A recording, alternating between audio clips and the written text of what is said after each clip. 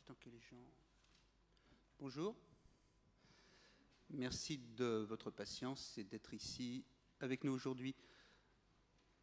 Pour introduire ce débat, je voudrais vous inviter à partager avec moi une petite expérience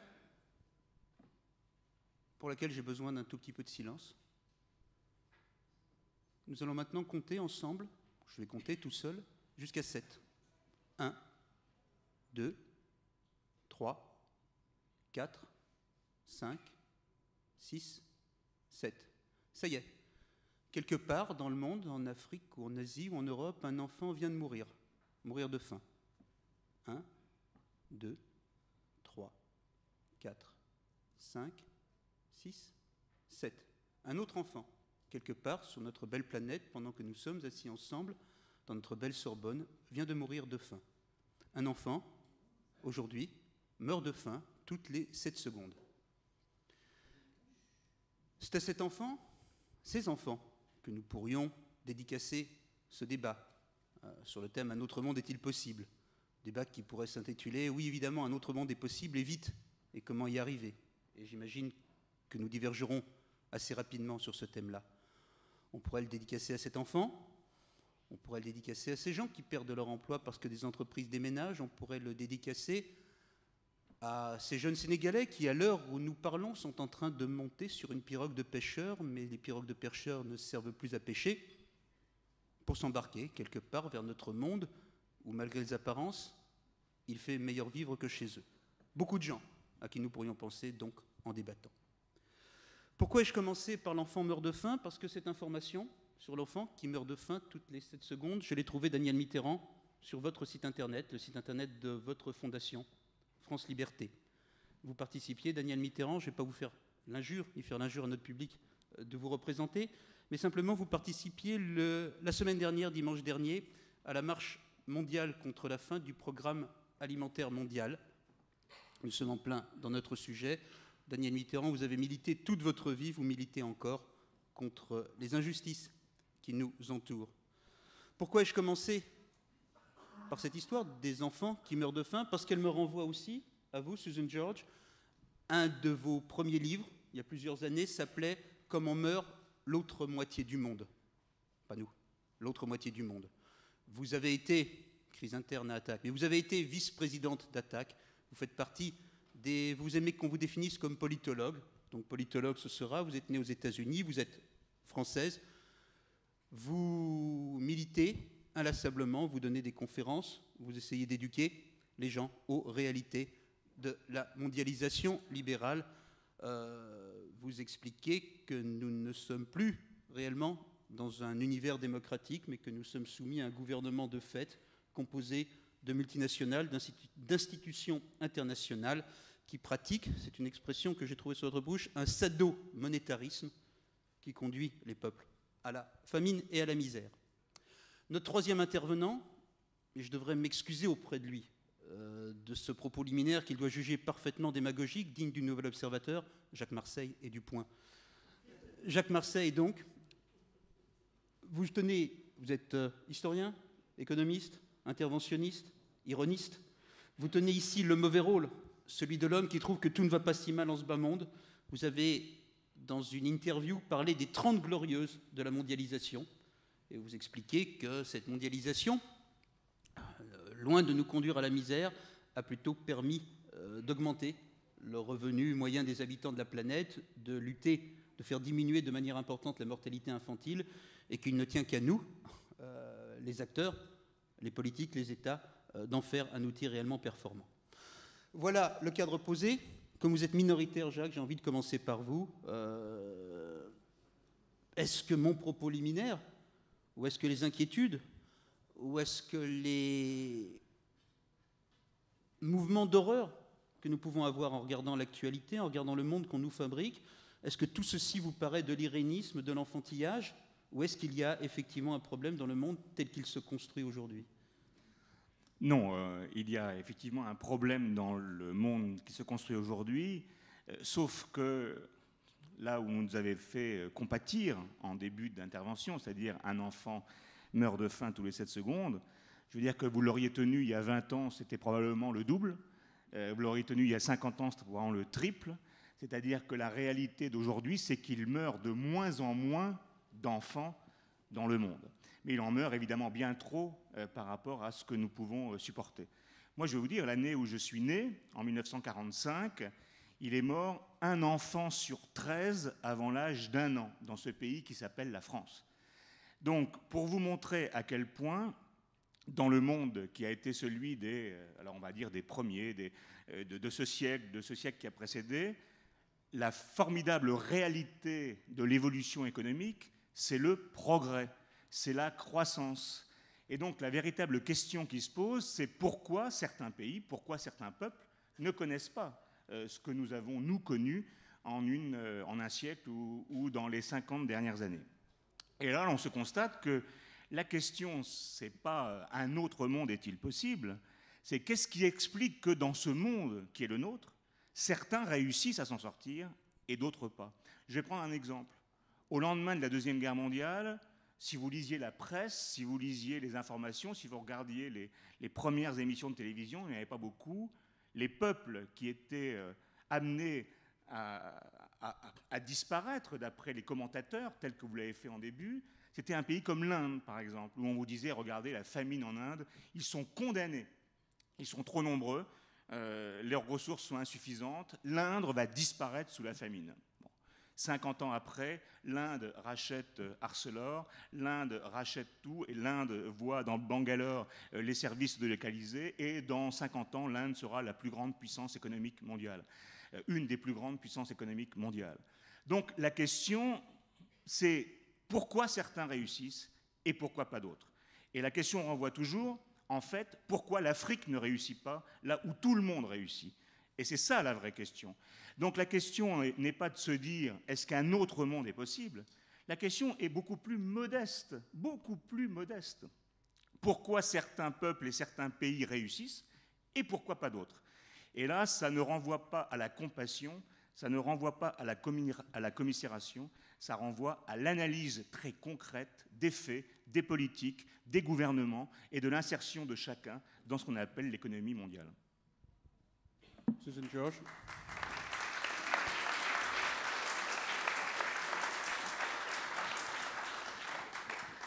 Oui, bonjour à tous.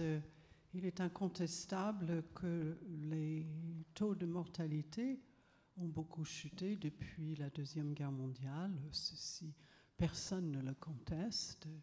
Le nombre d'enfants qui meurent avant l'âge de 5 ans aussi a chuté. Et c'est tout à l'honneur de tous ceux qui ont œuvré dans ce sens. Mais là où je ne serais pas d'accord avec Jacques Marseille, c'est que nous avons une distribution de richesse dans le monde qui est parfaitement injuste, et alors que nous aurions pu aller beaucoup plus vite, nous avons choisi de ralentir de beaucoup cette croissance dont il parle. Toutes les statistiques le montrent. Entre 1950 et 1980, la croissance allait bon train, était une réussite partout, y compris en Afrique. Et c'est à partir de 1980, c'est-à-dire à partir du moment néolibéral avec le Reagan au pouvoir aux États-Unis, Margaret Thatcher au pouvoir en Grande-Bretagne et la Banque mondiale et le Fonds monétaire au pouvoir partout, et qui instaure des politiques, et plus le pays est faible, plus il doit se plier à ces politiques, et ces politiques dites d'ajustement structurel ont absolument cassé la croissance. Je rappelle aussi que, bon, on peut dire moitié plein, moitié vide, mais moi je regarde plutôt du côté des 650 millions d'Indiens pauvres que du côté des classes moyennes qui sont effectivement maintenant de l'ordre de 250 millions. D'autre part, ce qui m'intéresse, ce sont les politiques du Nord. Je crois qu'on fait erreur à regarder les pauvres et les sans pouvoir, que c'est beaucoup plus intéressant de regarder les riches et ceux qui ont le pouvoir, parce que même si on ne peut pas tout comprendre, parce qu'ils sont beaucoup mieux outillés pour cacher leur vérité, et les pauvres n'ont de choix que de se laisser étudier. Quand on étudie les riches, on apprend des choses comme ceci. Claude a commencé par compter jusqu'à 7. Moi, j'aurais pu laisser passer peut-être 5 minutes. 5 minutes, c'est 125 000 $ que l'Afrique subsaharienne a remises au Nord, au gouvernement du Nord, très majoritairement, en remboursement de sa dette. C'est 25 000 $ à la minute que l'Afrique paie, et paie depuis de très longues années. Le Sud, en général, nous a remboursé, depuis les origines de la crise de la dette, de l'ordre de 60 plans Marshall. Est-ce que nous avons besoin de cet argent? Est-ce que nous avons besoin de ces 200 milliards de dollars nets que le Sud nous envoie chaque année? J'étais en Espagne toute la semaine. La grande question en Espagne, c'est évidemment l'immigration. Ces pirogues qui partent du Sénégal. Et on estime que 10 à 30% de ces personnes n'arrivent jamais. Je pense que nous pouvons être tous d'accord qu'il s'agit là d'une violation des droits de l'homme tout à fait considérable, que ces morts sont des morts inutiles. Mais j'ai passé la semaine à expliquer que toutes les politiques du Nord avaient fermé les portes, les unes après les autres, à ces personnes-là et leur laisser seulement l'option de la fuite. Et l'immigration massive, ce n'est pas un phénomène normal. Moi-même, j'ai immigré en France, mais il n'y avait pas 100 000 jeunes filles américaines à l'époque qui voulaient toutes venir en France. Ça devrait être un choix individuel et pas un choix de masse. Et ça ne devient un choix de masse que lorsqu'il n'y a pas d'autres options. Parce que c'est très difficile de tout recommencer sous les pires conditions quand on doit quitter sa famille, sa culture, ses amis, sa cuisine, sa langue, etc. et tout recommencer. Ce n'est pas quelque chose qu'on fait de gaieté de cœur. Et je crois que nous y sommes pour quelque chose. Voilà.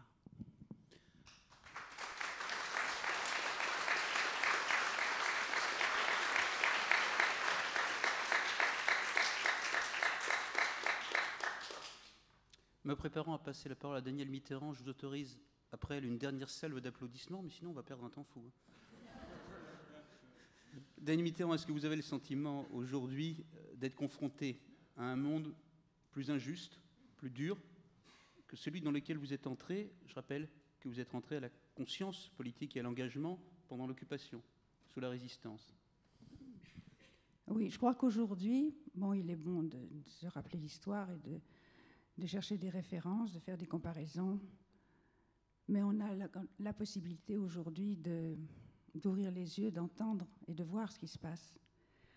Les comparaisons sont toujours difficiles. On ne peut pas comparer le monde du début du XXe siècle à celui d'aujourd'hui. D'abord, on n'était que 2 milliards d'habitants sur la Terre. On est 6,5 milliards maintenant. Bon, c'est très difficile de faire ces comparaisons. Puis il y a des experts qui sont là pour ça, pour faire des analyses, des études.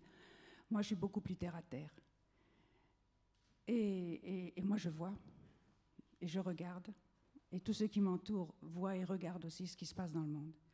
Et quand vous m'avez demandé de prendre la responsabilité, d'établir des responsabilités qui sont peut-être la mienne, auxquelles je participe, mais aussi beaucoup d'autres que je ne veux pas endosser, j'ai écrit un texte parce qu'il faut peser ces mots. Et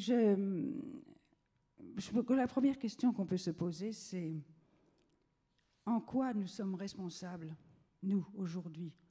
Moi encore, avec mon âge, je pourrais dire, c'est loin derrière moi, j'ai eu le temps de faire, mais vous les jeunes, vous qui commencez votre vie, en quoi vous êtes responsables de ce monde de guerre, ravagé par la pauvreté et l'injustice? Serait-ce les politiques? C'est très vague. La fatalité, c'est lâche. Les multinationales, beaucoup de responsabilités que l'on se plaît à répandre. Mais, et pourquoi pas nous tous, individuellement? en quoi notre responsabilité individuelle est engagée.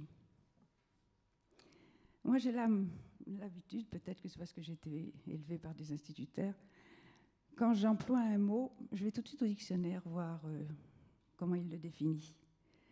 Et le mot responsabilité dans le Petit Larousse, c'est-à-dire le dictionnaire à la portée de tous, qui est certainement restrictif. Chacun ne peut pas aller voir les encyclopédies les plus élaborées. Eh bien, le mot responsabilité, il est défini comme responsabilité civile, collective, pénale, gouvernementale. Et pour moi qui cherchais la responsabilité morale, eh bien, elle a échappé à nos académiciens. Je me sentais d'un autre siècle.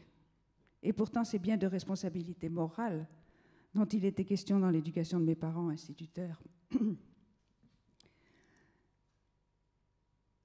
Chacun de nous prend le sens de sa propre responsabilité avec l'éveil de la conscience, nourrie aux sources de la connaissance, aussi diversifiée soit-elle. Elle développe un esprit critique, forgé de valeurs, que nous nous faisons nôtres. Ainsi, la responsabilité de l'individu se construit. Alors, nous vivons aujourd'hui une époque qui nous donne toutes les possibilités du savoir, et dans cette maison en particulier.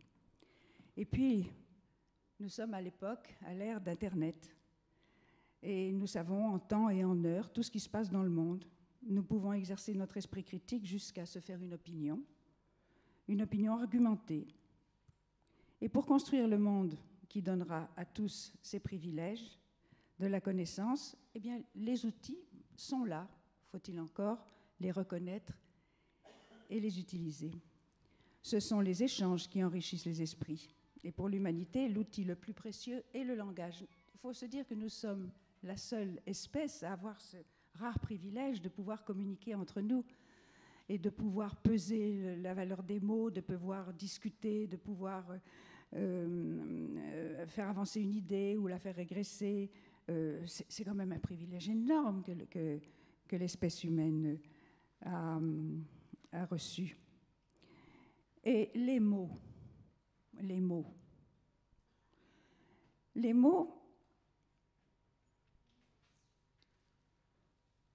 la responsabilité de celui qui prononce les mots, parce que les mots engagent l'action. Par exemple, j'ai appris il y a quelques jours que le mot le plus usité dans le monde, c'est le oui. Si cette information est avérée, moi, ça me chagrine plutôt, parce que ça voudrait dire que le plus grand nombre de nos congénères se plient, acquiescent le discours dominant. C'est peut-être vrai, mais à mon avis, ça serait désolant. Car pour s'affirmer, le petit enfant, vous savez, la période des noms chez les enfants, les jeunes mères le connaissent et quelquefois sont bien agacées. Et pourtant, c'est ce qui les amène au pourquoi. Et moi, je crois que les 3 mots essentiels de notre vie, c'est oui, non, pourquoi. Parce que le pourquoi, c'est l'outil de la libération de toutes les soumissions. Non? Ah ben, alors, je suis prête. Le pourquoi? Mais là, je ne dis pas que ça suffit, je dis que c'est l'outil, c'est un des outils.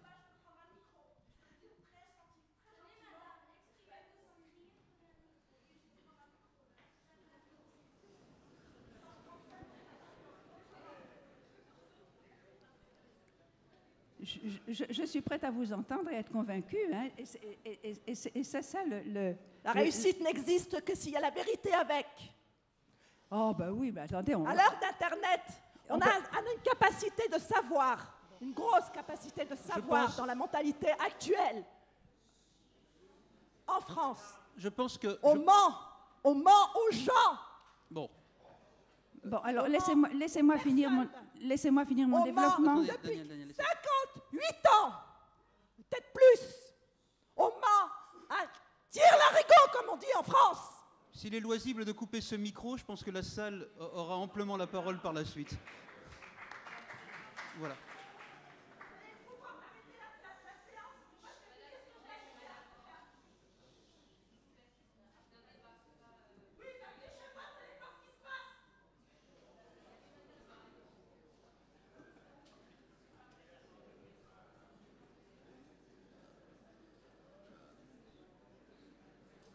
Je pense que madame, au fond, parce que ce serait complètement idiot que...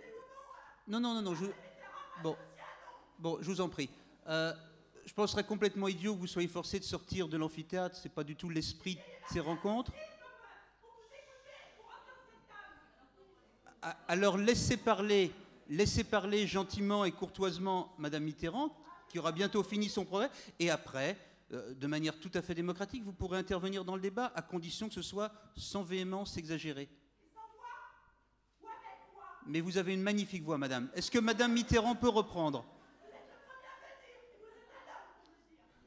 Je vous en prie. Personne n'est parfait. Madame Mitterrand, allez-y.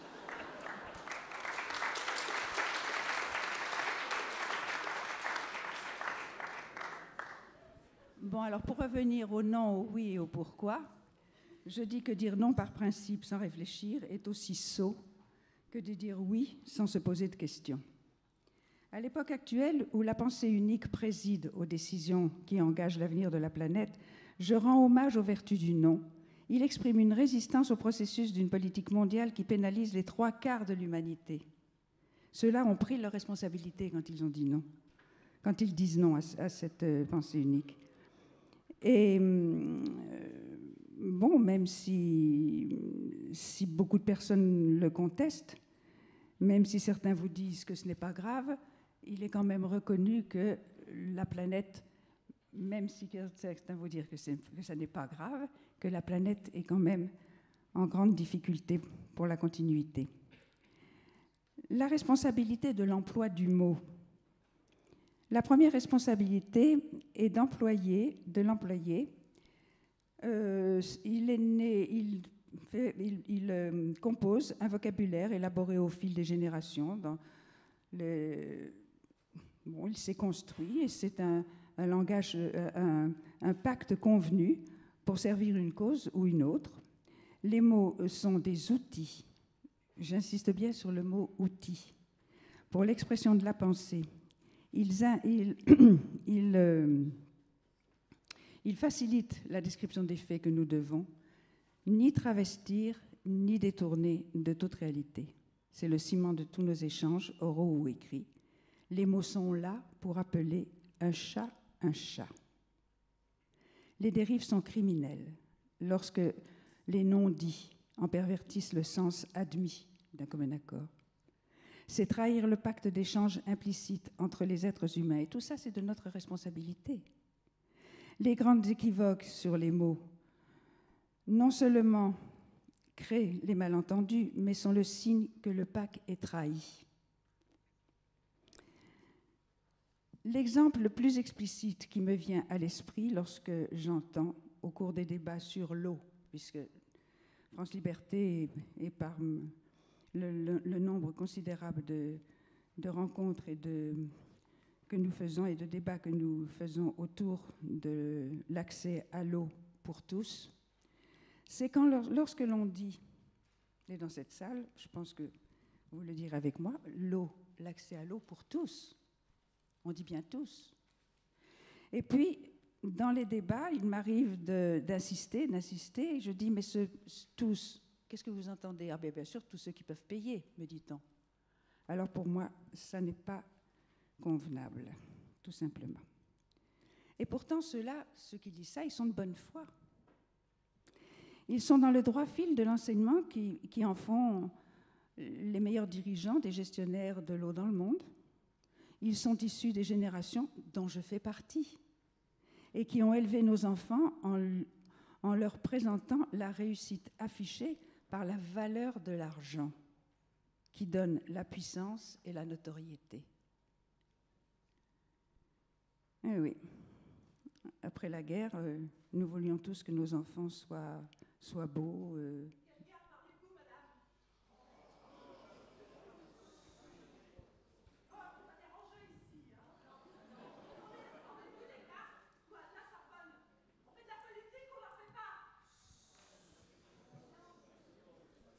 Madame, c'est la dernière fois que je vous laisse prendre une liberté avec le principe de courtoisie qui préside à cette réunion. Je dis bien la dernière fois.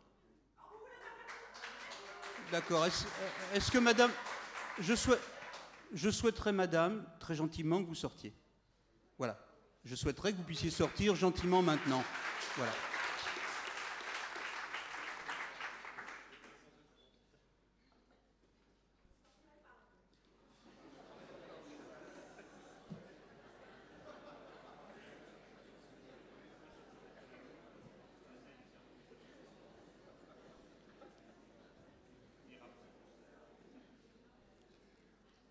Alors, je vous parlais de la valeur de l'argent qui donne puissance et notoriété. Toujours selon mon réflexe d'aller chercher les références, je suis allée chercher la définition de valeur. Valeur, à notre époque, c'est un mot important. Il recouvre plus d'une demi-colonne du Petit Larousse. Et les 3/4 du texte traitent de prix et d'argent, de valeur des produits, de théorie, je vous dis les mots du dictionnaire, hein, de théorie de valeur ajoutée, de valeur immobilière et numérique, de l'importance du prix attaché à quelque chose, etc., etc. Enfin, je trouve ce que je cherche en fin de texte, presque accessoirement. Valeur. Ce qui est posé comme vrai et beau, ce qui sert de référence, de principe moral, jugement de valeur, le vrai et le faux. Est-ce que notre valeur en tant qu'individu dépend de notre richesse monétaire de l'argent que nous avons accumulé ou du fait que nous nous conduisons en personne responsable? Et depuis quand l'argent, on peut se poser la question parce qu'il est facile d'y répondre. Depuis quand l'argent est-il devenu une valeur? N'a-t-il pas pendant des siècles joué le rôle d'un outil, le mot, outil argent, chargé de faciliter l'échange des produits et de biens? Un simple outil qui remplit sa mission sans autre prétention, certainement pas celle de diriger le monde en imposant sa loi. Après la Deuxième Guerre mondiale, nous vivons depuis plus de la moitié du XXe siècle sur un postulat fallacieux, qui est que l'argent soit actif et capable de se reproduire et de décider de la politique à suivre. Dans cette société où l'argent est une valeur qui recouvre toutes les possibilités et tous les pouvoirs, la notoriété et tous les honneurs, la société humaine s'est fourvoyée. Même, je reprends une conversation que nous avions avec un économiste il y a quelques jours et qui nous disait que tout est à vendre dans notre monde, même l'amour, même la politique. Et on voit la traduction, c'est la prostitution et c'est la corruption. Ce sera rejoindre les centaines de mille et de millions d'hommes et de femmes pour lesquels l'argent ne se thésaurise pas, mais circule et produit un mieux-être général. Ainsi, le concept « tous », je reprends le mot « tous », sans restriction, s'avère être de notre responsabilité partagée.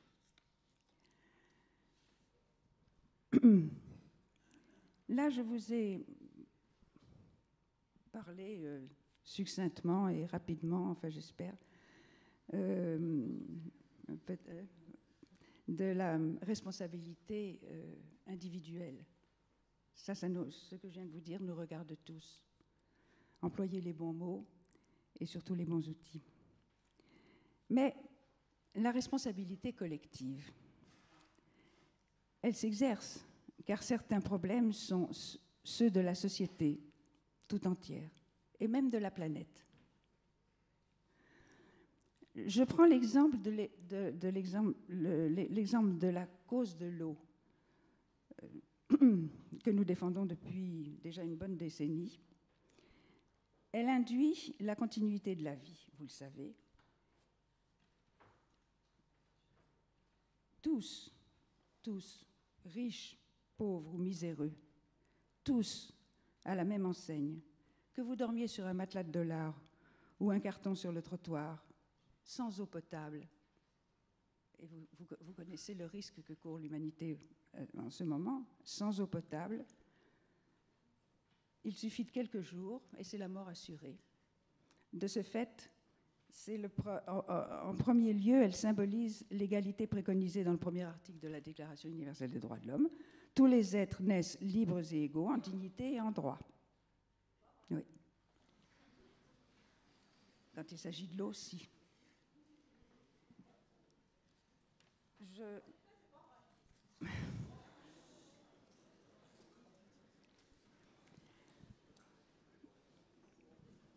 Bon, je vous avais fait un grand topo sur l'eau, mais ça n'est pas le lieu. Et la responsabilité politique, qui est une responsabilité collective. C'est la responsabilité de chacun vis-à-vis des principales sources de la vie que de laisser aux générations futures le fruit d'une politique responsable.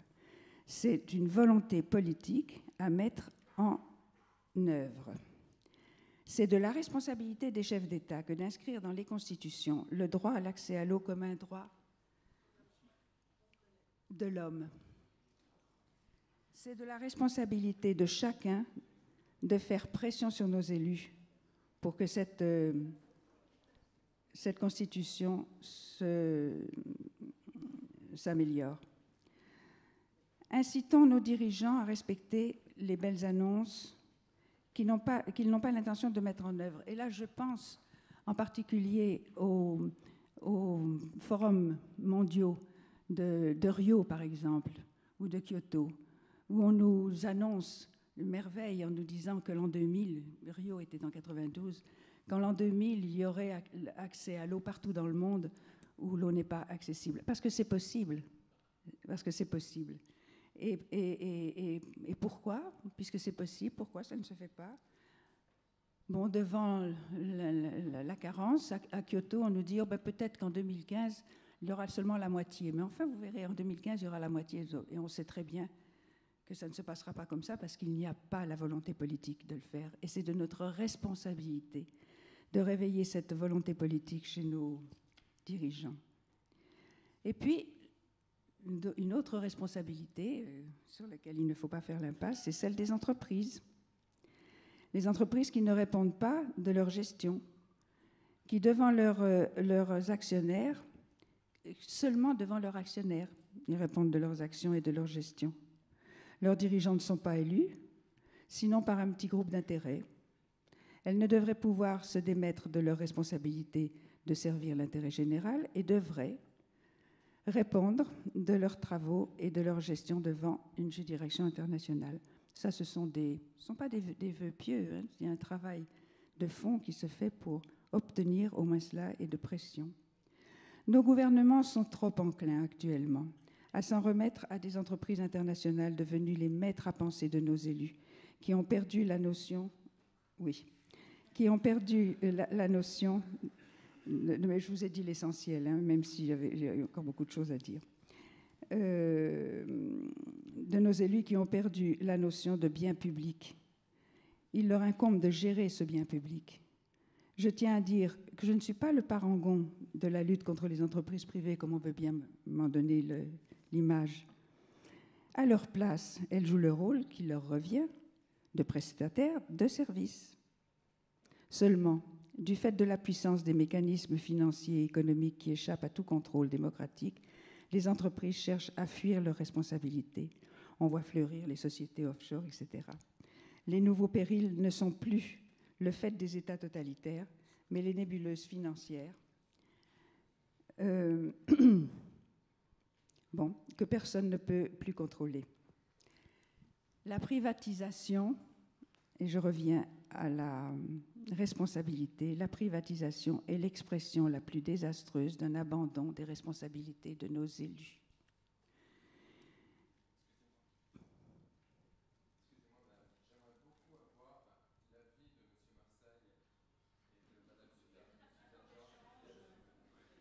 Ils vous le donneront. Daniel, nous disposons encore maintenant de 3/4 d'heure. Il faut conclure maintenant. Bon, alors je conclus. Je voulais vous parler et d'une chose. Non, je vous en prie. Non, parce qu'il y a, il y a, ça c'est pour vous dire que tout ça nous le savons. C'est pour ça que vous avez peut-être trouvé que j'étais longue, mais il faut le rappeler. Nous le savons, mais c'est le fondement même de la réflexion qu'aujourd'hui, des millions de gens qui y travaillent, rappellent pour construire les outils. C'est pour ça que je vous parle beaucoup d'outils. Les outils pour construire ce monde de demain. Et ces outils, bon, je vais simplement le citer puisque je ne vais pas avoir le temps de le développer, c'est les nouveaux indicateurs de richesse. Parce qu'un peuple n'est pas pauvre parce qu'il n'a pas d'argent, il est pauvre parce qu'on le rend misérable par une politique qui les détruit. Mais ce n'est pas l'argent qui les rendrait riches, ils ont leur richesse et il suffit de construire un monde où chacun peut exploiter les richesses pour tout le monde. Et à ce moment-là, nous verrons où se situent les responsabilités. Alors ma conclusion, elle était puisque nous savons ce que nous redoutons, puisque nous avons une vision de ce que peut être l'autre politique, que je n'ai pas eu le temps de vous développer, Daniel, je vous propose quelque chose. Il est de notre responsabilité. Daniel Mitterrand, mais je comprends très bien. Réellement, oui, mais vous comprenez bien, mais réellement, excusez-moi, vous aurez l'occasion de conclure le débat et vous reviendrez à la conclusion. Il y a des étudiants qui ont énormément travaillé pour poser des questions, il y a beaucoup de gens... Oui, non, d'accord. je dispose de 30 minutes. Est-ce que vous avez suffisamment d'éléments pour me poser des questions? J'en suis persuadé. C'est très bien. J'en suis persuadé. Bon, c'est très bien. Menant ce débat, je suis le seul et unique responsable de cette non-situation. On va passer directement. Le débat est cerné, à peu près. Encerclé, le débat est en train de se rendre tellement il est cerné. Passons directement aux questions donc, des étudiants de plusieurs écoles, Centre de formation des journalistes, École supérieure de commerce de Paris, ESSEG, ISEG, Institut supérieur de gestion, ont préparé des questions. Ils ont des badges bleus, ça s'appelle le panel. C'est vous qui vous organisez. Vous avez un micro? Vous n'avez pas de micro? C'est la dame qui est partie avec tout à l'heure. Voilà, le micro arrive. Le micro est là. Le micro est là, voilà. Présentez-vous, levez-vous, posez les questions, on répond. Je vais être à la limite tangentielle du fascisme pour la suite de ce débat. On répond brièvement. Ma bonne nature m'a égaré jusqu'ici. Allez-y, mademoiselle. Merci. Malgré mon âge, Daniel, moi, j'ai parlé de tout limite le temps. tangentielle. Malgré mon âge, moi j'ai tout le temps devant moi. Mais manifestement, les jeunes sont beaucoup plus pressés et ils ont raison. Mais non, c'est 8 brèches qui me virent si on dépasse les 16 heures. Vous n'avez pas compris? Allez-y. Au XVIIIe siècle, ce sont les bourgeois éduqués qui ont lancé la Révolution, abolissant les privilèges de la noblesse et du clergé et instaurant la République. Aujourd'hui, selon vous, qui est le plus à même de changer la société et sur quelle base peut-on construire un autre monde, puisque c'est le sujet? On répond à la première question. Qui est le plus à même de changer la société? Parce que les bases, on ne finira pas. On reprendra. Jacques, l'historien. Déjà, ah oui, excusez-moi. Donc, premier élément dans cette réponse que je vais tenter de vous faire, c'est que la question est mal posée. Vous dites, la question a été posée au XVIIIe siècle, ce sont les bourgeois éduqués qui ont lancé la Révolution. Eh bien non. En fait, ce que l'on voit aujourd'hui, c'est que la distinction entre bourgeoisie, noblesse, clergé, tiers-état, c'est un peu cette vision un peu stéréotypée de notre histoire, ne fonctionne pas comme ça. Ceux qui ont lancé la Révolution au XVIIIe siècle, ce sont les privilégiés. Ce sont eux qui ont fait la Révolution.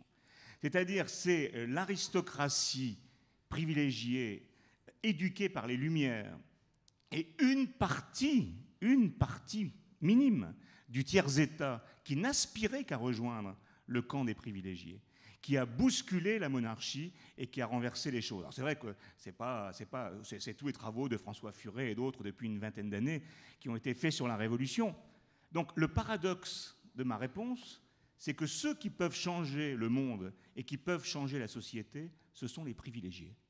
C'est-à-dire ceux qui ont les moyens de comprendre les choses et qui ont les moyens de comprendre l'injustice des choses. Quand je dis les privilégiés, ce n'est pas les privilégiés de l'argent, ce n'est pas les privilégiés des privilèges, c'est les privilégiés de l'éducation, ceux qui savent comprendre les choses et qui peuvent en dégager les injustices. Malheureusement, dans notre histoire, les peuples ne font jamais les révolutions. Les peuples font les totalitarismes, font les fascismes, mais ne font pas les vraies transformations. Voilà ma réponse.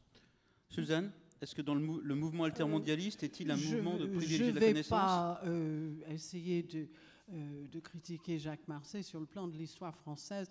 Je crois qu'il est beaucoup plus calé que moi. Seulement, je dirais que c'est peut-être ces jeunes gens ici, devant moi, qui vont faire la révolution, parce que vous allez faire des études très poussées.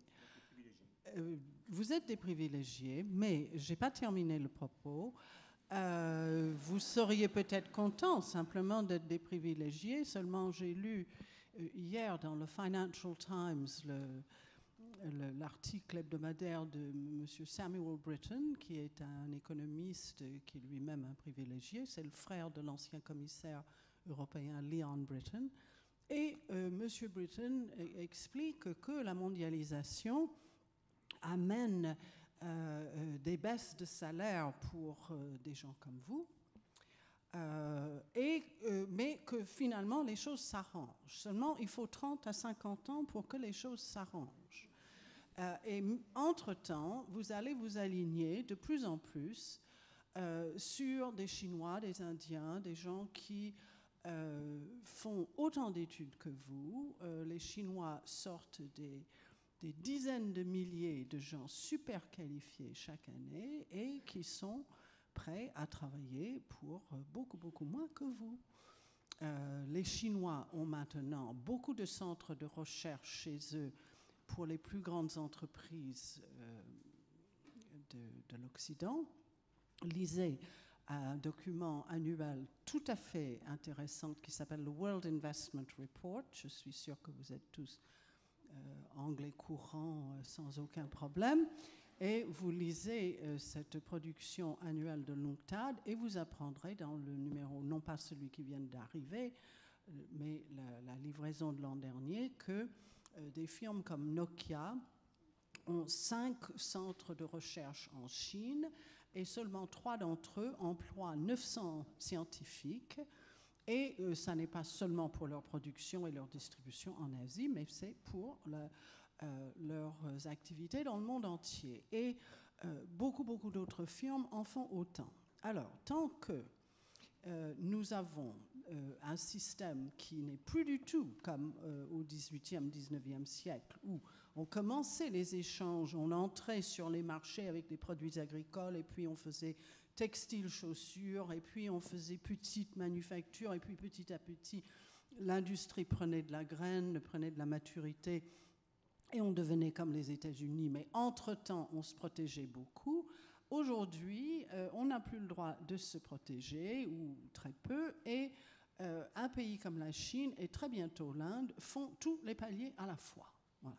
Alors, c'est une façon un peu longue pour dire que, confronté avec ce type de concurrence, que vous allez peut-être trouver plus ou moins déloyale, je ne sais pas, vous aurez peut-être envie aussi de changer le monde, et vous aurez peut-être envie d'un monde plus égalitaire, où vous avez de quoi vivre bien en France, les Chinois aussi, tous les Chinois, tout le monde. Et peut-être aurez-vous la capacité, parce que éduqué, je suis là tout à fait d'accord avec Jacques Marseille, mais je voudrais vous poser une question à vous, et c'est à propos de l'un des propos de Daniel. Quelqu'un a dit « Tout pour nous-mêmes et rien pour les autres semble avoir été, depuis que le monde est monde, la ville maxime des maîtres de l'humanité. » À votre avis, c'est qui? Un panel brillant de jeunes gens, tout pour nous-mêmes, rien pour les autres, semble avoir été depuis, à toute époque du monde, la ville maxime des maîtres de l'humanité. All for ourselves and nothing for other people seems in every age of the world to have been the vile maxim of the masters of mankind. Bon, alors maintenant vous l'avez dans le texte. Hein? Adam Smith, mes enfants, Adam Smith, qui connaissait un brin sur le capitalisme. Alors peut-être que vous aurez envie de changer ce système. Daniel. Oui, elle le mérite.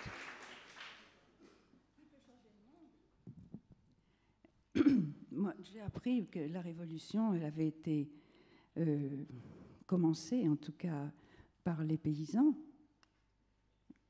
et qu'elle a été récupérée. Comment Et les paysans ne sont pas battus contre leur seigneur? Attendez, on ne va pas faire un cours d'histoire ici, mais non, là, je crois que c'est Emmanuel il y a 70 ans, là, excusez-moi. Bon, et qu'elle a été récupérée, cette révolution, justement, par les privilégiés qui se sont dit la bonne affaire, voilà la bonne occasion de pouvoir prendre le pouvoir. Je suis désolé, on ne peut pas dire des bêtises pareilles, madame, excusez-moi. C'est peut-être une bêtise, mais moi, c'est ce que j'ai appris. En l'occurrence, je reprends mon texte du début. Attendez. C'est de vous dire qu'on ne peut pas... Je vous en prie, ça n'a aucun sens. S'il faut connaître l'histoire, on sait qu'elle a des versions différentes. La preuve, c'est qu'à cette même table, on n'a pas appris la même chose, premièrement. Et que moi, j'en reviens à ce qui se passe aujourd'hui. Aujourd'hui, on est d'accord sur quoi? Qui est-ce qui essaye de faire changer le monde? Quels sont les exemples aujourd'hui que l'on voit? On voit le peuple bolivien, on voit le peuple argentin. Eux, ils sont en train de changer leur environnement, ils sont en train de changer leur politique, ils sont en train de mettre à leur tête des gens qui font les constitutions, qui vont dans le sens de ce que je vous dis.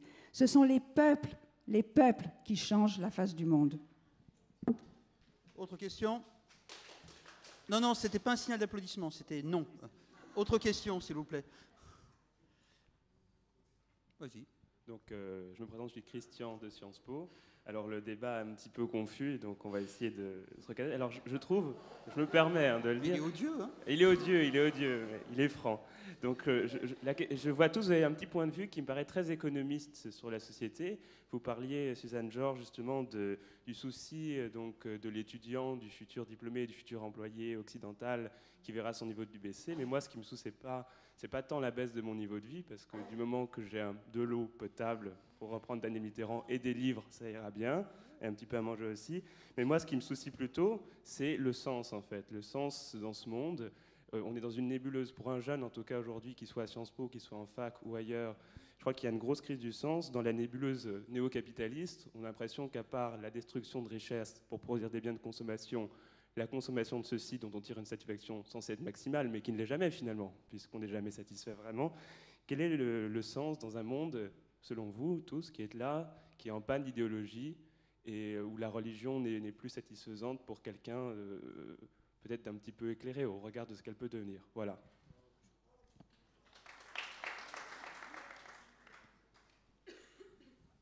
C'est moi qui réponds là? Oui, donc... non, la vraie question qui se pose, si vous voulez, c'est effectivement depuis, en fait, ce monde tel que nous le percevons avec ses angoisses, parce que c'est vrai, il naît dans les années 1980. D'ailleurs, c'est intéressant parce que c'est en 1983 que pour la première fois, le mot « globalization » est traduit en France en termes « mondialisation ». Donc, ce monde nous bouleverse parce que nous avions vécu dans un monde où c'était la sécurité, où c'était l'État qui était la providence un peu des éléments, et où rappelez-vous, à l'époque, l'Union soviétique existait encore, la Chine communiste existait encore, et il y avait un autre monde possible, et c'était celui qui alimentait toutes les idéologies, c'était la Chine de Mao, ou l'Union soviétique. Actuellement, il nous reste encore la Corée du Nord. Je ne suis pas sûr que c'est là que vous avez envie d'aller pour connaître un autre monde. Hein. Donc aujourd'hui, qu'est-ce qui s'est passé depuis 1980 ? Il s'est passé, on peut le regretter, mais c'est un fait, il s'est passé le fait que l'ensemble du monde, sauf évidemment la Corée du Nord ou quelques autres pays, sont dans l'économie de marché. Que cette économie de marché est devenue un fait acquis, que la Chine a adopté en 92, et franchement...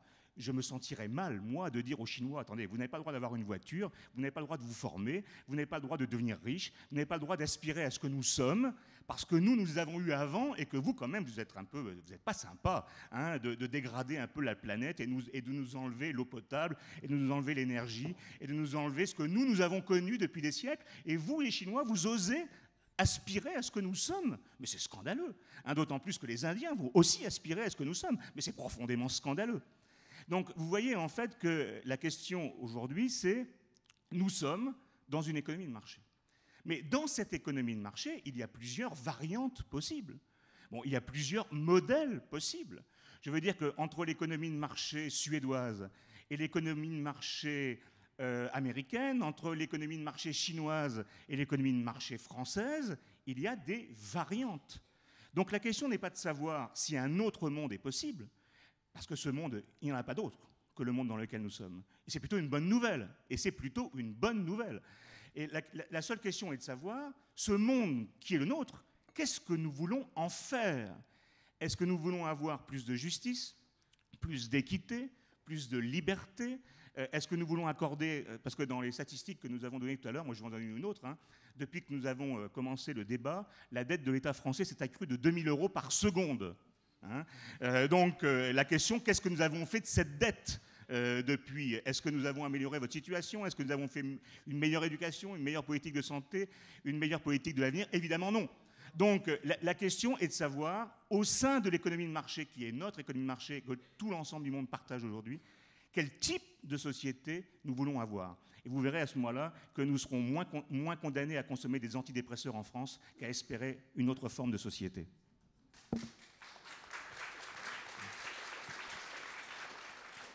Bon, ben j'ai échappé aux idéologies. Pour mon bonheur, je n'ai jamais été une cliente ni de Staline, ni de Mao, ni d'un quelconque autre dictateur. Je m'en félicite, ce qui me laisse très libre à l'heure qu'il est pour parler justement des idéologies. Et je crois que nous avons été très loin au-delà de l'idéologie standard et que maintenant, en réponse à ce que disait Madame Thatcher, c'est-à-dire Tina, c'est-à-dire there is no alternative, il n'y a pas d'alternative, on peut répondre Tata, there are thousands of alternatives, il y a des milliers d'alternatives, et je suis d'accord avec Jacques Marseille jusqu'au point où il dit nous sommes dans l'économie de marché et on ne peut rien en changer. Oui, mais je crois que le vrai débat, ça n'est pas que nous soyons dans, c'est évident, mais le vrai débat, c'est qu'est-ce qui est dans le marché et qu'est-ce qui ne devrait pas être dans le marché. Bon, alors c'est ça le débat. Et ce qui m'anime personnellement, c'est d'essayer de contribuer à un monde où la société et la politique, au sens le plus noble, seraient le cercle extérieur et dicterait les conditions au marché, jusque-là et pas plus loin le marché, n'est-ce pas? Voilà, la politique va s'occuper de la redistribution des richesses. Je voudrais faire une parenthèse là, parce que j'allais le dire au début et puis j'avais peur d'être trop longue, mais sur les richesses, non, vraiment, sur les richesses, et je suis là fidèle à mon principe, étudier les riches et les puissants plutôt que les pauvres et les démunis. Vous avez accès aussi sur Internet au rapport sur la richesse dans le monde, qui est le produit de Merrill Lynch. Et celui-ci nous apprend qu'il y a 8 milliards, je crois, 8,8 millions de personnes dont la fortune disponible, c'est-à-dire disponible pour l'investissement, est de 33 000 milliards de dollars. Point de comparaison, le PNB de l'Europe des 25, c'est 10 000 milliards de dollars à peu près. Donc, ces 8,8 millions de personnes, c'est-à-dire beaucoup moins que 1% du monde, dispose de 3 fois le PNB annuel de l'Europe pour investir, n'est-ce pas, au-delà de la valeur de leurs biens fixes immobiliers. Et Merrill Lynch prévoit que vers 2010, à l'accroissement actuel de ces richesses et du nombre de ces personnes, quelque chose comme 10 millions auront en 2010 44 000 milliards de dollars, c'est-à-dire le PNB du monde. C'est formidable. Bon, est-ce juste? Ça, c'est une autre question. À partir de quel degré doit-on imposer les redistributions, comme on le faisait dans la période après-guerre, quand la France et d'autres pays n'étaient pas très riches, mais assez riches, pour taxer et redistribuer. Seulement, le système ne nous permet pas de faire ça au niveau mondial, et c'est pour ça que le marché et le cercle extérieur dictent à la politique et à la société sa conduite. Et tant que nous n'aurons pas les moyens de contrôler ce marché, il va continuer à donner des dizaines de milliers de milliards à une toute petite fraction de l'humanité, et tout pour nous-mêmes et rien pour les autres. Je suis frappé, je me permets d'intervenir un instant par la quasi-gémellité de vos deux propos. Vous êtes terriblement matérialiste. Si j'écoute Jacques, la bonne nouvelle de l'effondrement du communisme n'était pas que, j'en sais rien moi, Berezovsky ou les autres oligarques puissent pratiquer la liberté économique, c'était qu'il y avait un peu de liberté politique. Il n'y a pas forcément eu adéquation. Dans le même sens, Suzanne, votre propos tend vers le thème, ce qu'on appelait dans le temps la démocratie formelle, qui n'en était pas une réelle. Est-ce que la liberté dont nous jouissons dans nos pays démocratiques serait, si je pousse jusqu'au bout votre raisonnement, une liberté d'apparence, puisque les vraies décisions sont prises non pas ailleurs, c'est pas un ailleurs mythique, c'est un ailleurs identifié. Voilà, si vous pouvez brièvement répondre à ces questions. Plus j'ajoute une remarque que m'a fait à l'oreille discrètement Daniel Mitterrand, que vous avez complètement traumatisé. Quand vous décriviez la situation, je vous taquine, quand vous décriviez la situation, Daniel Mitterrand, sur l'inégalité, disait « Et tout ceci ne va donc pas produire une révolution ». Et elle l'attendait. Alors, je vais laisser Daniel Mitterrand sur la révolution ensuite, mais je voudrais bien que vous me répondiez là, sur cette adéquation, cette espèce de promesse. Le libéralisme économique n'a pas apporté la liberté tout court, et vous sur la démocratie formelle, si vous le voulez bien. Et après on repasse. La réponse, je n'ai pas fait de l'économie de marché quelque chose qui guidait le monde. C'est un fait. Bon, l'économie de marché existe, elle s'est construite au fil de l'histoire, et finalement, bon, c'est peut-être un propos ratsoc, finalement, ça a produit quand même dans l'histoire de notre humanité beaucoup plus de progrès que de dégâts. Bon, parce qu'on ne connaît pas finalement d'autres moteurs que l'économie de marché. Si on prend l'exemple du tiers-monde, je vous renvoie à un livre absolument, un véritable bijou, qui est le livre de Hernando de Soto, un économiste péruvien, qui a écrit Le mystère du capital, qui montre que l'ensemble des propriétés informelles, parce que dans ces pays du tiers-monde, malheureusement, le droit de propriété n'est pas légalisé, n'est pas très reconnu. L'ensemble des propriétés des pauvres du tiers-monde, c'est-à-dire c'est des échoppes, des boutiques, des immeubles, enfin ce qu'ils possèdent, représente plus que la capitalisation boursière de l'ensemble des places occidentales. Voilà.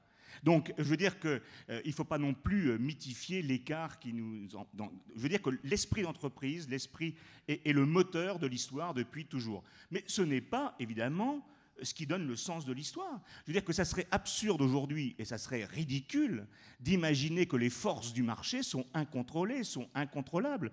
Je veux dire que le politique a un poids considérable. Mais dans un pays comme la France et dans l'ensemble des pays dits capitalistes, les dépenses publiques, par exemple, représentent 40 à 50%, chez nous 54,5%, 54,5% des richesses créées. Donc qu'est-ce qu'on va me dire? On a l'impression que le marché déterminerait tout, alors que la moitié des richesses produites transitent par les caisses de l'État et sont redistribuées. Donc ça serait absurde d'imaginer que nos économies de marché seraient des économies dominées par le marché. Non, le marché a sa place dans l'économie, aux politiques de trouver du sens aux citoyens, de leur donner un objectif, de leur donner un idéal. Et peut-être ce qui nous manque aujourd'hui dans notre monde pour être heureux, ce n'est pas le fait que nous sommes dans une économie de marché, c'est le fait que nous n'ayons aucune confiance dans nos hommes politiques. Et en France, depuis 25 ans, on est bien placé effectivement pour se faire ce constat, pour nous amener vers un autre monde et pour amener vers d'autres idéaux.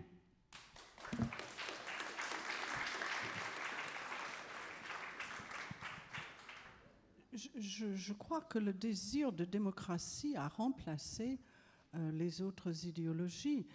Mais pour que la démocratie soit autre chose que formelle, il faut un minimum vital. J'ai eu l'honneur hier de clôturer un congrès à Valladolid, en Espagne, où Bartolomeo de las Casas, il y a 500 ans, avait rendu compte au roi de la destruction des Indes. Vous avez peut-être lu ce texte extraordinaire où il relate le massacre des Indiens et la destruction de ces peuples qui semblaient ne pas faire partie du monde civilisé.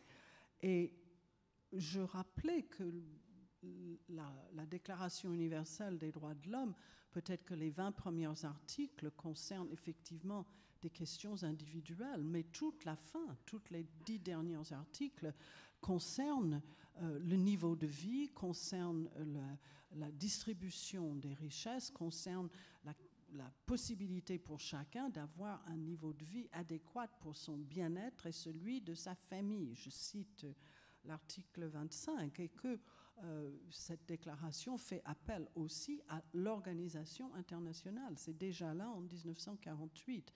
Et je crois que c'est ce qui nous manque. Nous n'avons pas de démocratie au-delà du niveau de l'État-nation, alors qu'énormément de décisions sont prises, soit au niveau de l'Europe, où il y a très peu de démocratie, ou au niveau, et surtout pour les peuples les plus démunis, au niveau de la Banque mondiale, du Fonds monétaire, de l'Organisation mondiale du commerce, et puis au-delà de ça, par les marchés.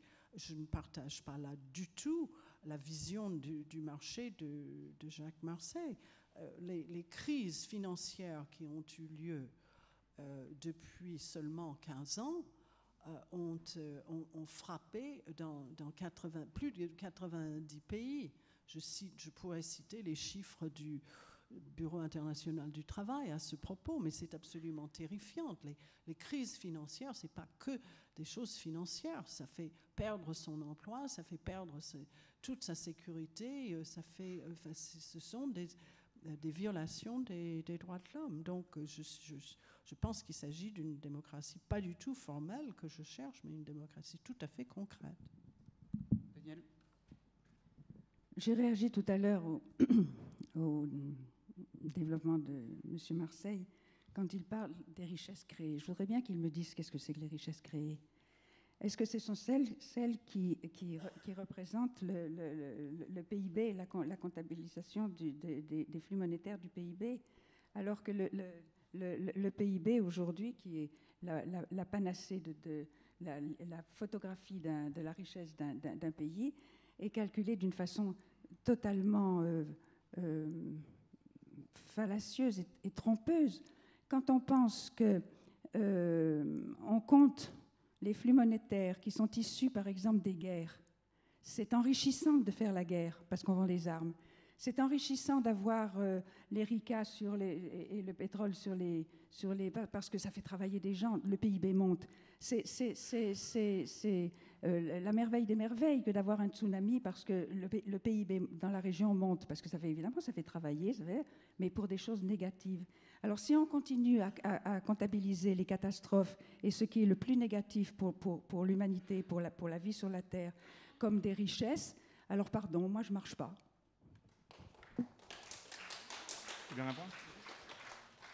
Je suis tout à fait d'accord avec vous pour dire que le PIB par habitant n'est pas le seul indicateur des richesses créées. D'ailleurs, on est tous en train de réfléchir à trouver d'autres indicateurs. Mais moi, si vous voulez, j'essaie d'être plus basique. Il meurt beaucoup moins de gens de faim dans le monde. Le taux d'alphabétisation progresse. L'équipement des ménages progresse. L'accès à l'information progresse. L'accès à l'éducation progresse. Je rappelle qu'à l'époque où je suis né, le taux de mortalité infantile en France était de 65 pour 1000. Il est aujourd'hui de 4 pour 1000.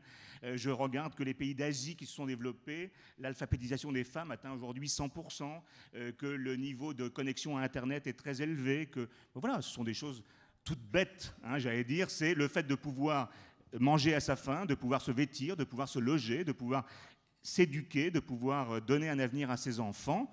Eh bien, pour l'instant, on n'a rien mieux trouvé que l'économie de marché pour procurer le plus ses biens. D'ailleurs, si vous aviez le contre-exemple, il suffit de voir ce que les pays socialistes ont donné sur ce terrain. Ça n'a pas été une grande merveille.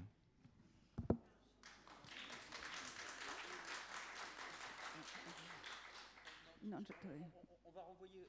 Pardon, j'en perds mon latin et mon micro. On va renvoyer au panel une autre question. Si on poursuit indéfiniment le même débat, on n'y arrivera pas. Une autre question, c'est... Auto-organisez-vous. Dans un instant, on gardera un quart d'heure à la fin et on rendra la salle en retard, promis. Allez-y.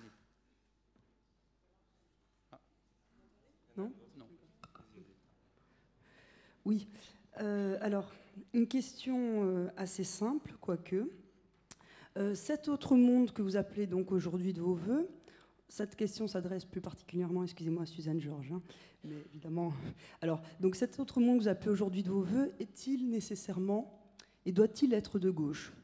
Alors, vous allez me dire, oui, évidemment, cette question suppose qu'il existe une relative homogénéité de la gauche au niveau international, ce qui est faux. Évidemment, vous aurez raison de me le demander. Bon, alors pour aller plus vite, sont-ce les forces de gauche qui doivent être le moteur d'un changement, de ce changement, de la construction d'un autre monde ? Et une question un peu plus polémique, peut-être, vous m'excuserez ce ton.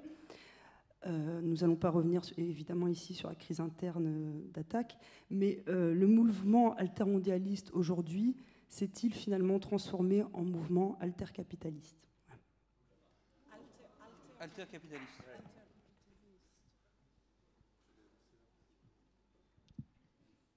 Suzanne, la question était à vous. Écoutez, merci de m'adresser cette question. Le monde futur ne sera pas forcément meilleur. Hein. Moi, je crois qu'on a une chance, assez infime. Et si c'était que la politique, je dirais, bon, nous avons à peu près le temps. On peut changer les choses politiquement. L'écologie m'inquiète beaucoup plus.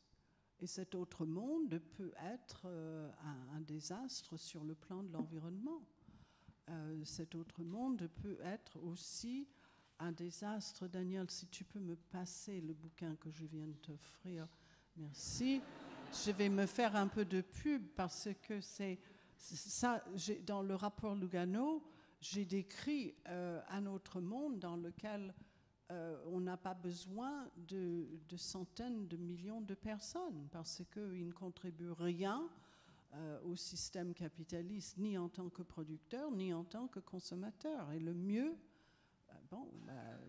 les experts qui écrivent soi-disant ce rapport, ils ont leur réponse à ce problème. Parce que, non, je ne suis pas du tout le docteur Pangloss et je pense que le monde qu'on vous laisse n'est pas très joli et c'est pour cela que j'essaie de lutter là où je peux, ce qui m'emmène à la question sur Attac, qui a effectivement connu une très grave crise parce qu'il y a eu fraude avérée et prouvée aux dernières élections.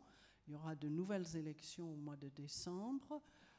Nous espérons tous que nous allons pouvoir surmonter cette crise parce que je peux dire que Attac, c'est ce que j'ai trouvé personnellement de mieux ou milité depuis une trentaine d'années que je suis engagée dans ce type de mouvement. Et en plus, c'est un mouvement international. Donc, je pense qu'il faut aujourd'hui faire d'une part des alliances, et Attac est large et inclut un très grand nombre de sensibilités, mais aussi des membres fondateurs qui viennent de différents domaines de la vie, aussi bien la paysannerie que les syndicats, les enseignants, etc.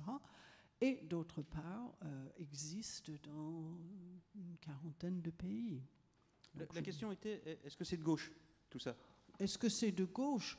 Je crois que c'est une lutte pour la justice. Alors, si la droite lutte pour la justice, qu'elle nous rejoigne.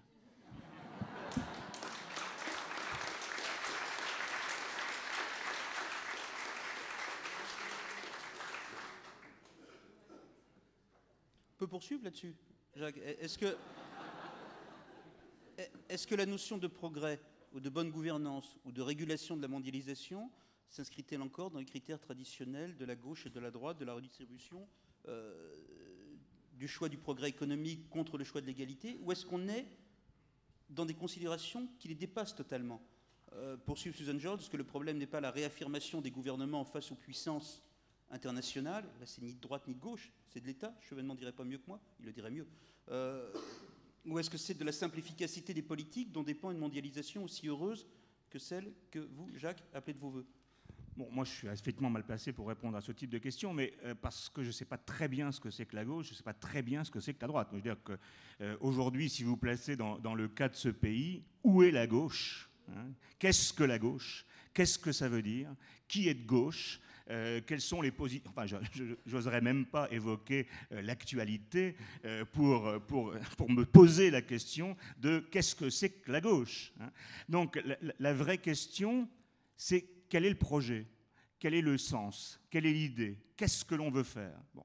Si vous regardez, moi je prends ma casquette d'historien, quels ont été les grands mouvements qui ont changé le monde dans notre histoire, et on va dire dans notre histoire récente, par exemple, dans les 2 derniers siècles? Le premier élément qui a changé fondamentalement notre monde, le monde industriel, avec ses injustices épouvantables, c'est le fait qu'on n'ait plus protégé les citoyens contre l'insécurité épouvantable que représentait la maladie, l'accident, la vieillesse, la mort. C'est-à-dire que l'on puisse protéger le travailleur contre l'insécurité de l'existence. Qui a fait ça? Eh bien, le premier, c'est le très conservateur chancelier Bismarck en Allemagne, qui fonde l'État-providence dans les années 1883-84 en protégeant les travailleurs contre ces grands risques. Face à la pression de la social-démocratie montante, quand même un tout petit peu. Et attendez, le jeu des forces fait que, de toute façon, l'essentiel pour les travailleurs, c'est que ça se fasse. Hein, le but, c'est pas de savoir qui le fait, c'est le fait que ça se fasse. Bon.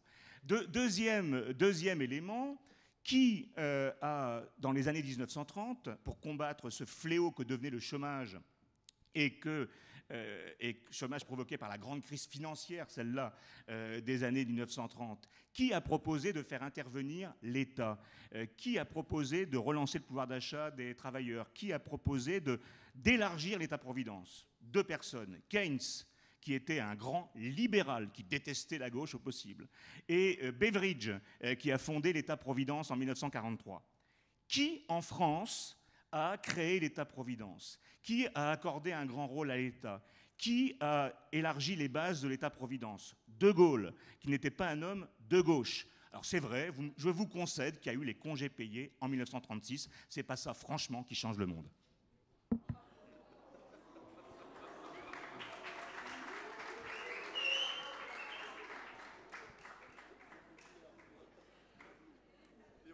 Pauvre tripartisme. Question du panel? Plus de questions? Alors, si le panel officiel n'a plus de questions, il y a un monsieur avec une moustache grise sublime et une jeune femme avec une magnifique casquette noire. Puis après, on passera. On passera à madame. Au début de notre débat, on a cité la mortalité des enfants dans le monde. Je voudrais rappeler qu'en 2003, les 2 premières semaines du mois d'août, 15 000 personnes sont mortes en France. Quelques personnes ont eu le courage de rappeler que c'était la plus grande mortalité en France depuis la Deuxième Guerre mondiale. Mais que deviennent aussi ces gens qui ont cru aux nouvelles dispositions du gouvernement, un truc qui s'appelait le CEP, je crois, et ayant perdu un emploi précaire auquel ils avaient accédé, ils se sont vus demander par ce gouvernement généreux de rembourser alors qu'ils étaient dans le surendettement. Monsieur, est-ce qu'il y a une question? Oui. Est-ce que ce n'est pas l'euthanasie générale que prépare votre nouveau monde, monsieur Marseille? J'en témoigne et j'en atteste, Jacques Marseille ne veut tuer personne. Non, non, non, non, non. Non, mais d'ailleurs, il n'a pas parlé d'assassinat, il a parlé d'euthanasie. C'est pas pareil. Hein, la question est totalement différente. Hein. Bon, c'est vrai qu'à question débile, il n'y a pas de réponse. À question débile, il n'y a pas de réponse. Et si on formule la question de manière plus amicale, on se connaît, est-ce que le détricotage, même partiel, des filets de sécurité construits petit à petit par le chancelier Bismarck, puis par le général de Gaulle, avec un peu aidé par la SFIO, le PC, à un moment donné, est-ce que ce détricotage-là n'est pas partiellement responsable de quelques-uns des morts âgés de la canicule ou d'autres trous que l'on peut constater, avec des conséquences réelles pratiques? Non, mais c'est vrai que... Est-ce qu'on n'est pas dans une ère de régression relative par rapport aux 30 glorieuses que vous décrivez? C'est vrai que la canicule a posé, les morts de la canicule ont posé un vrai problème à ce pays. Ce pays se vantait depuis des années de dire on a le meilleur système de santé du monde. Certes, on dépense plus que les autres, mais nous avons le meilleur système de santé du monde. Eh bien, ce qu'on a démontré, c'est que dans un pays où effectivement les dépenses de santé sont importantes, où on prétend avoir le meilleur système de santé du monde, eh bien, il y a eu un problème. C'est donc que, effectivement, tout n'est pas parfait. Je veux dire que la question, est-ce que pour dire cela, il faut imaginer que cet autre monde aurait comme volonté d'assassiner l'ensemble des populations? J'ai dit que c'est débile. Je maintiens, c'est débile comme intervention. Mais je veux dire que si les Français sont devenus depuis 10 ans les champions du monde de la consommation d'antidépresseurs, c'est à cause de ce genre d'argument. Excusez-moi, monsieur. Hein, donc je veux dire que la vraie question, c'est de savoir dans quel monde nous voulons être. Et nous sommes des citoyens responsables. Si nous estimons que nous avons une classe politique qui est mauvaise, eh bien, prenons-en nous à nous. C'est nous qui les avons élus. C'est nous qui sommes dans le débat. Et si vous avez la classe politique que vous critiquez, eh bien, réfléchissez à ce que vous êtes et non pas la classe politique que vous avez élue.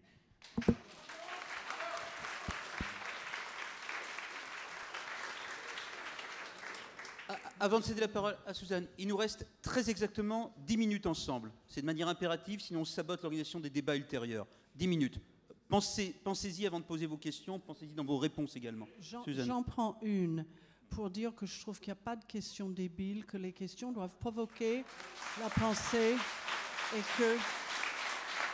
que cette question-là m'a provoqué la réflexion suivante, qu'il y a un pays qui a résolu ce problème. C'est le Japon. Le Japon a instauré une monnaie alternative, une monnaie sectorielle que l'on peut gagner en s'occupant des vieilles personnes dans la société, parce que c'est le grand problème du Japon. Et on gagne des... je ne sais pas comment ils appellent la monnaie, mais on va dire non, ce n'est pas des yens, justement. C'est des yens sectoriels qui peuvent être utilisés plus tard, soit pour soi-même, quand on est vieux, soit pour ses parents, soit échangés d'autres manières. Mais c'est circonscrit comme monnaie. Et ça a permis aussi beaucoup plus de cohésion sociale, parce que les vieillards ont des personnes qui viennent les visiter, leur faire leurs courses, s'occuper d'eux. Et si nous avions un système comme ça, je pense que les morts de cette canicule ne pourraient plus se reproduire. Autre question, mademoiselle, si vous avez le micro. Mais c'est Madame, pardon, enchantée. Alors, je souhaiterais faire une remarque par les propos de monsieur Marseille. Vous dites qu'en France, on a résolu tous les problèmes de seuil minimal de vie qui concernent le logement, le niveau de vie minimal. Actuellement, le droit au logement est un droit qui est certes très proclamé depuis une cinquantaine d'années, mais qui est très démonstrativement peu appliqué et qui a un problème d'effectivité qui est soulevé, qui est un problème d'actualité tout à fait réel, et qui dépend énormément de son origine, quand on est issu d'une immigration ou ou qu'on vient de l'immigration, qu'on fait partie de cette population-là, qui n'est pas là probablement pour représenter cette voix. Je ne crois pas dans ce débat que vous ayez abordé le problème de la France avant de passer à l'international et du problème de l'eau dans tout le monde entier. Que se passe-t-il en France pour ces immigrés, pour cette population qui n'a pas ce seuil de vie minimal en France et qui ne bénéficie pas de droits tout à fait minimaux pour mener une vie normale et par la suite peut-être s'établir en France et s'intégrer normalement? Alors, je vais répondre à votre question. Vous voyez très bien, et c'est intéressant par rapport à ce qu'on vient de dire depuis 1h30, on est passé du débat 17 qui s'intitulait « Un autre monde est-il possible ?» à une question sur le logement en France. Hein, vous voyez déjà où on en est par rapport au point de départ. Donc, si vous me posez la question, le droit du logement, je vais répondre sur la question du logement. Donc, et donc, on va complètement quitter le terrain de ce débat qui était un autre monde. Est-il possible? Donc, une autre politique du logement est-elle possible? Je vais vous répondre oui. Et donc là, la question est de savoir comment. Je vous signalerai par exemple que le gouvernement qui a construit le moins de logements sociaux en France dans les 20 dernières années, c'est le gouvernement de Lionel Jospin. Donc vous verrez les statistiques. Donc c'est lui qui a construit le moins de logements sociaux dans les dernières années. Donc la question est effectivement, qu'est-ce qu'il faut faire pour permettre l'accès au logement? Vous avez vu, ce gouvernement, par exemple, a dit on va changer l'indice des loyers. Parce que l'indice du coût de la construction était trop élevé, donc on va essayer de créer un nouvel indice pour protéger les locataires. Pas de bol, le nouvel indice est plus élevé au dernier trimestre que l'indice du coût de la construction. Donc la vraie question aujourd'hui, c'est libérons du foncier, voyons les municipalités, qu'est-ce qu'il faut faire? Est-ce qu'il faut faire une politique de mixité sociale ou pas? Quel est le poids de la taxe d'habitation? Qu'est-ce qui ressort de l'État et qu'est-ce qui ressort des collectivités territoriales? Bon, je vais pas, excusez-moi, mais je ne vais pas vous ennuyer avec ces questions, vous qui venez ici pour savoir si un autre monde est possible, puisque vous me proposez d'évoquer la politique du logement. Monsieur, ça fait longtemps que vous attendez la parole. Madame, après, promis. Monsieur. Sans micro, ça va être compliqué. Ah, pardon. Micro? Ah, pardon. Un effet de sidération. Voilà, bonjour. Je pense que comme un peu plus de 50% de l'amphi, j'ai des enfants. Donc, je voudrais revenir à la question sur l'endettement de la France. Donc, ces enfants, ils sont petits pour le moment, l'aîné a 7 ans. Je vais bientôt leur expliquer que j'ai voté pour des gens, depuis, on va dire, 25 ans, pour mettre tout le monde d'accord, qui ont endetté la France de façon insidieuse de plus en plus, jusqu'à obtenir quelques milliards de dettes. Enfin, on ne les compte plus, tellement il y en a. Et je vais leur dire, tu vois, mon pauvre, tu vas devoir tenir compte de ça pour tes études, pour l'État-providence qu'on nous a forgé petit à petit, ce qui amène évidemment à une déresponsabilisation grandissante aussi de nous, de la société en général. Donc ce que je voudrais poser comme question à Susan Holmes, c'est si vous étiez...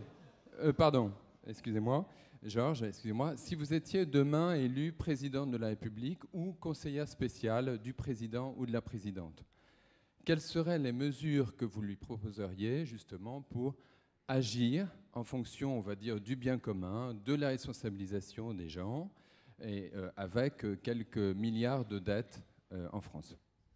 En 1 minute 30. Bon, d'abord, je ne risque pas grand-chose.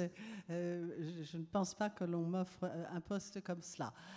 Ceci dit, je crois que la première chose que je dirais, c'est que pour avoir quelque chose à redistribuer, il faut effectivement qu'il y ait richesse. Jusque-là, je suis d'accord avec Jacques Marseille. Et je crois que la richesse, ça peut se procurer de différentes manières. J'investirai énormément dans l'écologie, parce que pour moi, c'est l'avenir et c'est là où le savoir-faire écologique, où la France, je dois dire, est malheureusement très en retard par rapport à d'autres pays européens, pourrait être un excellent investissement pour l'avenir, parce que ça va être un très grand gisement de richesse. D'autre part, je ferai le contraire de ce qu'a fait le gouvernement de Jospin, qui était de licencier un très grand nombre d'inspecteurs du fisc, qui récupéraient chaque année à peu près 10 milliards.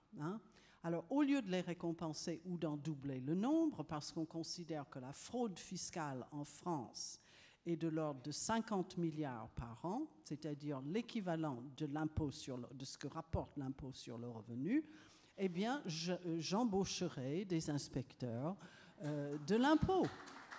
Et Et puis, je diminuerai le budget militaire. La France a le 3e budget militaire du monde.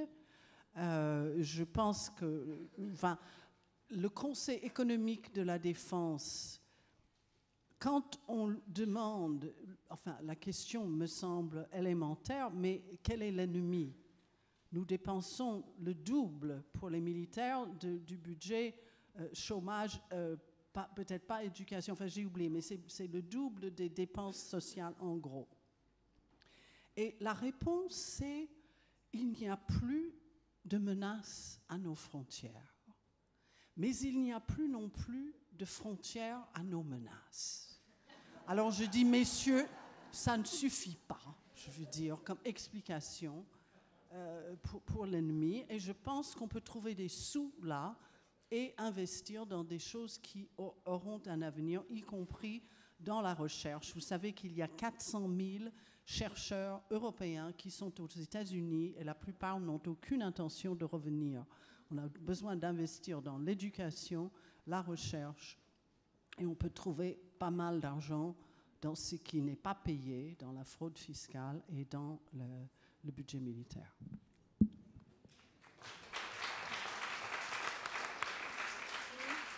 Madame. Oui, je pense que je suis venue ici aujourd'hui en espérant partir avec un peu plus d'espoir et d'optimisme que quand je suis venue. Donc, je vais peut-être vous demander tous de répondre par un oui ou un non à ma question. Peut-être ça va résoudre mon problème aujourd'hui. Moi, comme ça se voit sans doute. Je suis américaine de naissance et j'ai pensé, comme M. Marseille, vous avez parlé, donner des statistiques sur le fait que les choses s'améliorent. Je me suis dit, pourquoi je ne me sens pas mieux? C'est sans doute vrai, mais donc après, Madame Georges, quand vous avez commencé à citer ces statistiques sur les richesses. Moi, je ne sais pas si vous avez vu la revue Forbes Magazine. Il faut être milliardaire maintenant pour se trouver sur la liste des 400 personnes les plus riches de la planète. Donc, ma question, je sais qu'aux États-Unis maintenant, il y a entre 40 et 70% des gens qui croient que le monde a été créé en 6 jours. Donc, Monsieur Marseille, vous avez dit notre espoir est entre les mains des gens privilégiés et vous avez dit par l'éducation. Donc, je pense qu'on n'a pas beaucoup évoqué l'Amérique et ça, c'est une bonne chose ce soir, aujourd'hui. Mais en même temps, je veux savoir personnellement, est-ce que vous croyez que maintenant, avec ces richesses, entre si peu de mains, est-ce que vous êtes optimiste sur la possibilité de voir un monde meilleur? Alors, vous avez... Pardon, Jacques, là, les 3 intervenants vont répondre à cette question. Vous avez beaucoup mieux conclu que moi. Monsieur Marseille, d'abord, j'ai bien compris. Et ce sera la fin du débat. Donc, mes excuses et mes remerciements à l'avance. Je vous cède la parole. Chacun son tour. Je vais vous répondre très rapidement, puisque c'est la règle du jeu, et en même temps parce que vous avez posé la seule bonne question qui mérite d'être posée. C'est-à-dire, quel est notre avenir? Bon. En tant qu'historien, je ne peux pas vous dire autrement que la construction du monde, depuis qu'on l'observe, a été toujours d'aller vers un monde meilleur. C'est ça la réalité du mouvement. Alors que ce monde ne soit pas le meilleur possible, c'est évident, c'est évident. Et donc la question à la réponse à la question que vous posez, c'est ce monde que nous voulons être meilleur. Meilleur, c'est pas dire un autre monde est possible, hein. Non, ce monde meilleur que nous voulons, eh bien, il est entre nos mains. Nous sommes dans des pays de démocratie où les citoyens sont des acteurs ou devraient être les acteurs. Et qu'est-ce que vous constatez dans le monde? Eh bien, que les pays qui n'ont pas atteint les richesses, que les pays les plus injustes, que les pays les plus pauvres sont ceux où la démocratie n'existe pas. Et que finalement, le meilleur outil de développement qu'on ait jamais trouvé, c'est la démocratie. Voilà ma réponse. Et si nous sommes riches, aujourd'hui, c'est parce que depuis très longtemps, nous avons développé progressivement un monde de démocratie, un monde où les citoyens ont exercé leur liberté, quelle qu'elle soit.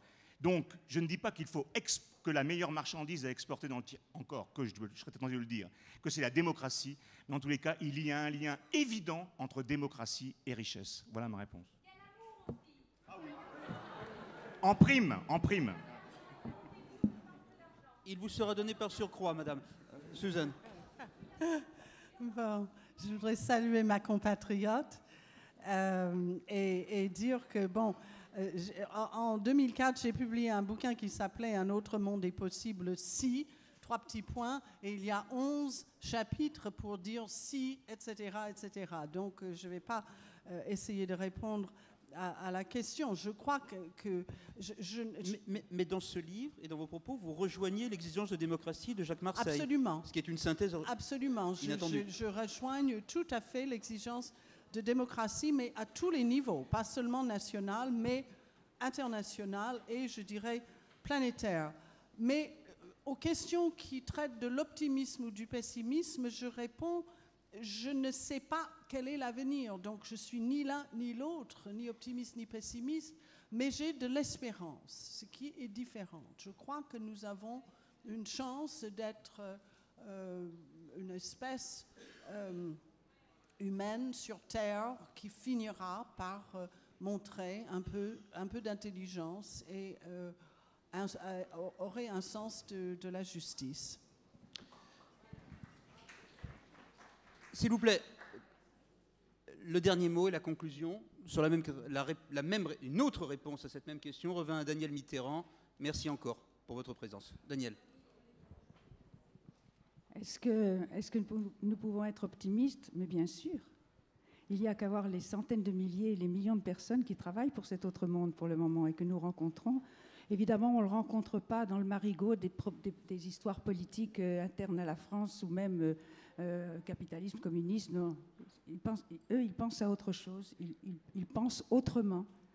Et avec eux, croyez-moi, le monde de demain pourra être meilleur et est en train de se construire.